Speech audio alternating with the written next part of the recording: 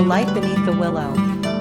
In a quiet countryside village named Elmsworth, there stood an ancient willow tree at the edge of a silver-blue lake. It was said that those who met beneath its boughs were bound together by fate. Whether it was just a tale whispered by elders or something more, no one knew. But for Amelia Hart and Julian Rhodes, the willow became the beginning of everything. Amelia was a painter who had returned to Elmsworth to care for her aging grandmother after years in the city. Tired of fast-paced days and empty conversations, she longed for the tranquility of her childhood. Each morning, she would walk by the lake with her sketchbook in hand, hoping to find inspiration. Julian had been a travel photographer, roaming continents and capturing the world's beauty, yet somehow missing something essential.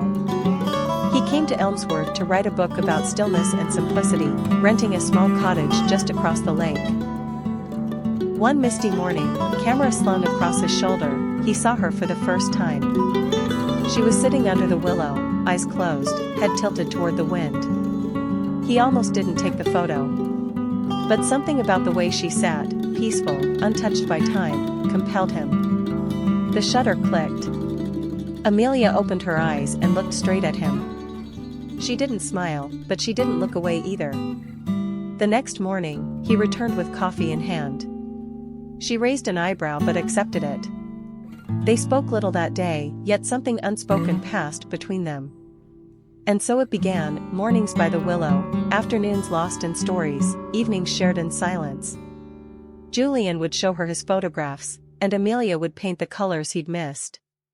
He found her laughter addicting, she found his quiet warmth comforting. Over weeks, seasons turned. Spring melted into summer, and their companionship grew into something softer, deeper. One rainy evening, they sat beneath the willow, huddled under a worn-out umbrella. Julian handed her a photograph, it was the first one he had taken of her. On the back, he had written, "In a world full of movement, you taught me to be still." Her eyes welled with tears. "I didn't think I'd fall in love again," she whispered. Julian looked at her, the rain catching in his lashes. "But we did." Somewhere between silence and stories. Years passed. Amelia opened a small art gallery in the village, and Julian published his book, dedicating it to the girl beneath the willow. They were never flashy or loud about their love. It was quiet and constant, like the lake, like the wind through willow leaves. And even when they grew old, hands wrinkled and hair silvered, they still met each morning beneath that same tree. Because for them, love was never a grand declaration. It was a daily choice. A walk by the lake. A cup of coffee. A glance that said, "I'm still here." And so the willow stood, taller, older, but forever sheltering the story of a love that grew not in the noise of the world, but in its silence. The light between the pines. In the heart of a quiet village nestled between endless rows of pine trees and the whispering wind of the northern sea, lived a girl named Alara. She was a librarian, gentle and soft-spoken, with eyes that held the stillness of dusk and a voice that could hush the wildest thoughts. Her days were simple, she spent her mornings arranging books, her afternoons sipping tea by the windowsill, and her nights dreaming of places she had only read about in stories. One rainy October evening, a stranger arrived. His name was Callan, a travel writer from the city, seeking silence and solitude to finish his latest novel.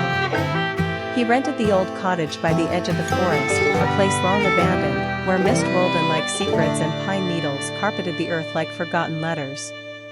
Callan came to the library on his second day, drenched in rain and asking for books about the village's history. Alara looked up from behind the desk and, for a moment, the room seemed to pause. There was something about him, perhaps the way his smile carried both weariness and wonder, that stirred something deep inside her. They spoke first about books, about poetry and travel, about the smell of old pages and the comfort of silence. But slowly, their conversations grew into something else. She told him about her favorite tree in the forest, one that leaned like it was listening. He told her about the time he got lost in the Moroccan desert and found his way by following the stars. They began to meet often, sometimes with reason, often without. Autumn painted the village in gold and crimson. Alara would bring Callan warm bread and homemade jam, and in return, he read her pages from his novel. He said her presence helped him write, like she was the missing part of the story he hadn't known he was trying to tell. One evening, under a sky spilling stars and the gentle song of the sea breeze, they sat beside the fire in his cottage. Alara turned to him and asked softly, "Why did you come here, really?" Callan looked at her with eyes full of stories and truths. "To forget," he whispered. "But I found something instead." She didn't ask what. She didn't need to. That winter, snow covered the village in silence. The world outside was cold, but inside, warmth bloomed like spring. They cooked together, read to each other, and walked hand in hand under the pines. Callan wrote more than ever before, and his novel grew with the rhythm of their laughter. But like all stories, theirs faced a turning point. In early spring, Callan received a letter, an offer from a renowned publisher in New York. It was everything he had ever worked for. Alara knew this was his dream, but the thought of him leaving made her chest ache like the final page of a beautiful book. "I can't ask you to stay," she said one night, standing at the door of the library, tears in her eyes. "This place was never meant to keep you." Callan stepped closer, brushing a lock of hair from her face. "And I can't ask you to leave," he said. "This is your world. I was just passing through." They stood there, hearts full of love and sorrow, knowing the days ahead would be different. He left in April, the same way he came, in the rain. But he didn't leave empty-handed. He carried her memory in every word he wrote, and in the dedication of his published novel, it read, "To the girl who showed me that silence can speak, and that love can grow even in the quietest corners of the world." Years passed. Alara stayed in the village. The library remained her haven. And every autumn, when the wind carried the scent of pine and rain, she thought of him. Then, one evening, as the sky turned to rose and lavender, a figure stood at the door of the library. It was Callan. Older, perhaps a little grayer, but with the same smile. "I came back," he said simply. "Why?" she asked, heart trembling. He stepped closer, his eyes never leaving hers. "Because some stories aren't finished until you return to where they began." And in that moment, in the golden light between the pines, they began again, not where they had ended, but somewhere deeper, quieter, forever. Whispers of the forgotten letters.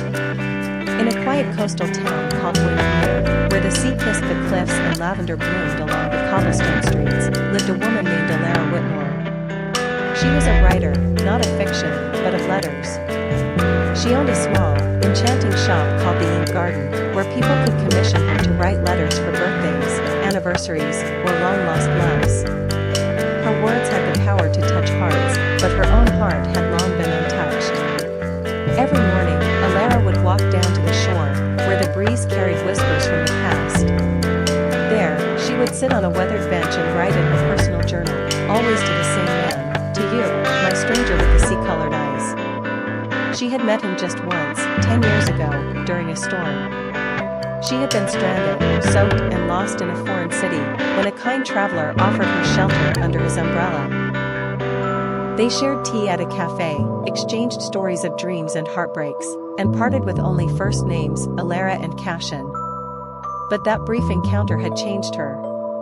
She had searched for him, in words, in streets, in dreams, but never found him again. Unbeknownst to her, Cashin Hale had returned to Windmere. A photographer, now weary from years of chasing fleeting moments across the world, he came to Windmere looking for silence and answers.